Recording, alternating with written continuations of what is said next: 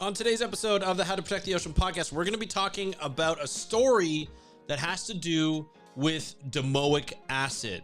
You're probably wondering, what is domoic acid? It's actually something that causes marine mammals to die off the Pacific West Coast or the west coast of North America. We're going to be talking about what's been happening to sea lions, dolphins, and other marine mammals and seabirds that is causing a lot of people some concern. We're going to talk about that on today's episode of the How to Protect the Ocean podcast. So let's get into it. Hey everybody, my name is Andrew Lewin. Welcome to the How to Protect the Ocean podcast. I'm your host, and this is the podcast where you find out what's happening with the ocean, how you can speak up for the ocean, and what you can do to live for a better ocean by taking action. On today's episode, we're going to be talking about domoic acid and why this toxic algae is causing domoic acid to actually affect the lives of sea lions, marine mammals, and other marine mammals such as dolphins and whales, and how this has been going on for a lot longer than it has before. 4 years ago, we started to detect this toxic algae in the waters off the Pacific coast, off the west coast of North America, in particular California, and that's caused a lot of concern for some people. And we want to talk about it today because I want to kind of go through and discuss a little bit about what this is all about, right? Just to talk about what domoic acid is and how it affects the body. Domoic acid is a neurotoxin produced by certain algal blooms, particularly those involving algae of the Pseudonicea. I think I pronounced that properly. When these blooms occur, the toxin can accumulate in small fish like sardines and anchovies, and then marine mammals such as sea lions and dolphins will consume these fish, leading to poisoning. It leads to bioaccumulation. So these tiny fish will have a little bit of this neurotoxin in it, this algae in it, because that's what it eats, and then that gets eaten by larger marine mammals such as sea lions and dolphins. They start to accumulate as they eat many fish. They start to accumulate that toxin in the body, and it starts to get really bad and starts to lead to poisoning. So the affected animals exhibit symptoms like disorientation, lethargy, and seizures. Some display even behavior known as stargazing, where they tilt their heads back and gaze upwards, a telltale sign of domoic acid poisoning. So in recent months, these are months, not just a year, not just a couple of weeks, the situation has escalated. Rescue centers such as the California coast, such as the Marine Mammal Center, are overwhelmed. The Marine Mammal Care Center in Los Angeles, for instance, has been inundated with cases, hundreds of cases. David Bader, which you're going to hear from in a video that I've got queued up in a little bit, he's a marine biologist at the center, reported that there have been over 70 animals in their care just in that particular location, most suffering from domoic acid poisoning. So this is a big problem that's happening. I want to play the video to give you a little bit more. It's affecting sea lions, dolphins, and you're going to see in this clip, it actually is affecting birds as well, seabirds as well. So we're going to hear a little bit about it. So just, I'm going to just talk about, I'm going to cue it up here. Oops. Still getting used to the software. All right, let's just cue it up. Here we go. Struggling what this toxin does to these animals and what environmental factors could be contributing to these algae blooms that we've been seeing? Yeah, domoic acid is a neurotoxin. It affects obviously nerves, brain function, some organ function as well. It causes things like seizures. You saw that a pelican kind of weaving its head, so repetitive behaviors like that. We see that in sea lions as well. Unfortunately, can also cause death. This particular bloom has been particularly lethal for local marine life. Seabirds, dolphins, and sea lions have been impacted. It's been going on about 10 weeks right now. We believe that ocean conditions are changing because of climate change, ocean acidification, eutrophication of our coastal ocean. We're shifting the ocean's chemistry, and it's favoring these formations of these kinds of blooms. What contributes to it? Is there anything from our recent wildfires and some of the debris that's ended up in the water that's contributing to this as well? So the major driving factors of this, again, are climate change, ocean acidification, but also eutrophication. So runoff, any kind of runoff is going to contribute to these blooms. The fires certainly had, maybe some nutrients, excess nutrients coming in from, possibly the fire retardants might have had some of that. All runoff, though, contributes nutrients to the ocean, and this is actually year 4 of a massive bloom just like this. So the fires might have contributed a little bit, but the major driving factors are beyond just that one event. So this is something we really need to be paying attention to. If we've entered the 4th year now, I see, some of your workers here trying to care for these animals. Can you just talk about what type of impact this has, even on your center? Yeah, well, on the center, we budget in a year for 300 patients over the course of a year.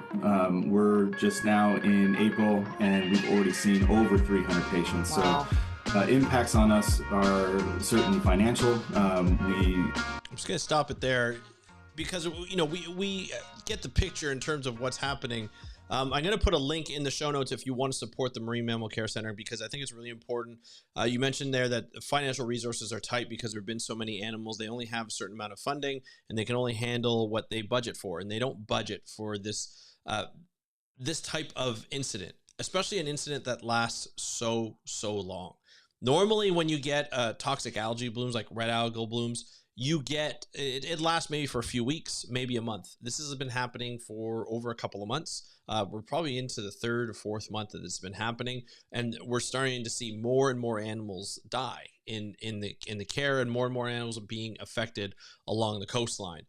So the root causes you talked about is not only harmful algal blooms, but they're complex. Climate change plays a significant role. Essentially, how these algal blooms form is because of the heat in the water. The temperature of the water allows for these toxic algal blooms to form in ways that we've never seen before, right? We haven't seen this amount and this length in a long time. When you have algal blooms, or you have algae that feed off of temperature, off of a specific amount of nutrients like nitrates and phosphates, and then you have winds and currents that are happening in a specific area. Now, we see this in Florida. We've talked about this on podcasts about Florida and their toxic algal blooms. Now we're starting to see it in the Pacific, right off the coast of California. And this is what happens. Essentially, you just get this perfect combination of conditions.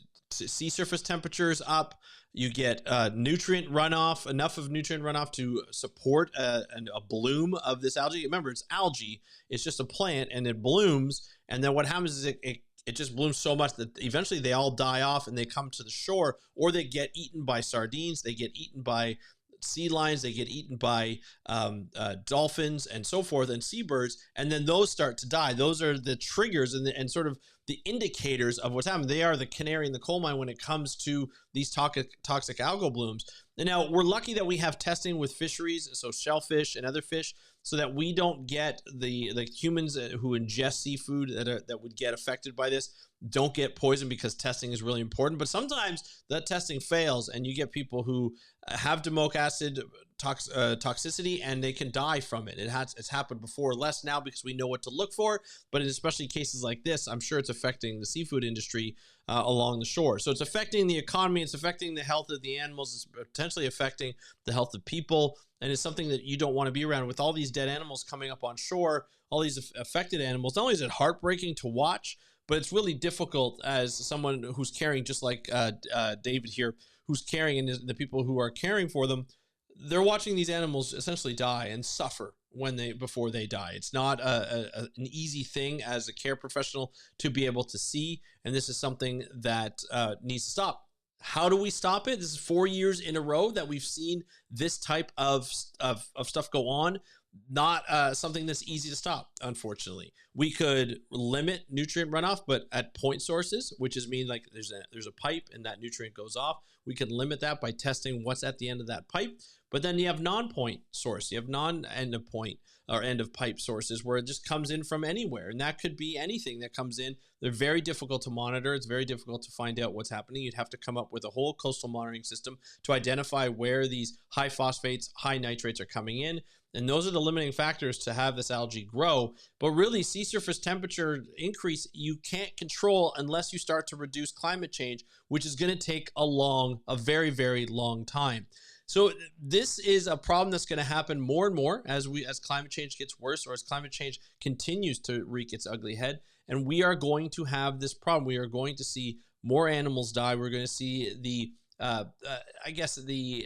consequences in our water systems, the consequences in our shorelines, because we're going to see dead animals come in. We've seen it happen in Florida, and where people go to the beach during these times, and this says it just smells of death. Not a good smell to have. It could affect people with breathing problems. It could affect people like just in terms of like rotting flesh that's on the ground, like rotting skin, rotting animals. Not good to breathe in. And it's something that we have to monitor, and we have to be careful of, and we're not going to be able to go to certain beaches at certain times because of so much death happening and water quality not being good. Water quality is something that I feel like here in North America, we take it for granted. It's not something that, like, once it gets out of control, it's really difficult to monitor. Not monitor, but to kind of get back to normal, because especially in a large system like the ocean, you just don't know where things are coming from. And so we have to make sure that we control with what we can control, and control it now. That comes with government action. That comes with businesses and the private sector action. And that comes with people really taking climate change seriously, putting people in, voting people in power that really take climate change and reduction of climate change seriously, because we are going to see these consequences all of the time. Increased sea surface temperatures directly related to climate change. We are seeing this increase all the time, and this has happened 4 years in a row. Domoic acid is happening this toxicity is happening longer and longer every year, and this is not going to stop until we get climate change under control. Not a fun story to share. It's not something that I wanted to share, but it's something that I feel like we need to watch. We need to make sure that sea lions like this one is, is safe and it can enjoy eating sardines and eating other fish like anchovies without having to worry about being sick.